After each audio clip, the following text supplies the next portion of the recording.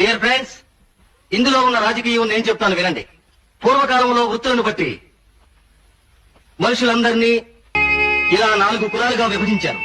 ఇందులో ఖండబలం ఉన్న రెండో వాడు, బుద్ధి బలం ఉన్న మొదటి వాణ్ణి, ఆర్థిక బలం ఉన్న మూడో వాణ్ణి ఆశ్రయించి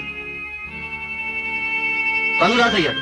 తనకు సహాయపడినందుకు కృతజ్ఞతగా వీళ్లలో కొంతమంది మేధావులకు మంత్రి పదవులు ఇచ్చాడు. అలా మంత్రి పదవి పొందిన మేధావి రాజు పరిపాలన సురక్షితంగా ఉండటం కోసం తమ ముగ్గురు కంటే సంఖ్యాబలంలో ఎక్కువగా ఉన్న ఈ శ్రామిక కులాన్ని 100 ముక్కలుగా విడగొట్టాడు.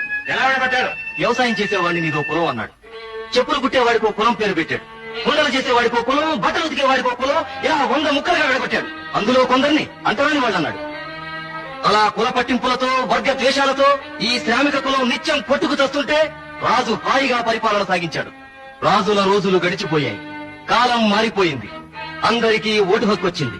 ఓటు బలంతో గద్దెనెక్కాలంటే సంఖ్యలో ఎక్కువ ఉన్న శ్రామిక వర్గం సహాయం కావాలి.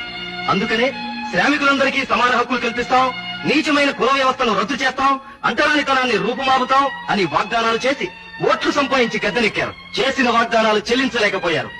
మళ్లీ మళ్లీ ఓటు అవసరం వచ్చింది. వాగ్దానాలతో తమని నమ్మరని తెలుసుకున్న నాయకులు అసంతృప్తితో ఉన్న అట్టడుగు వర్గాన్ని సంతృప్తి పరచడానికి 4 మెతుకులు విసిరారు. దానికే ముచ్చటగా రిజర్వేషన్ అని పేరు పెట్టారు. ఇది రిజర్వేషన్ల రాజకీయం.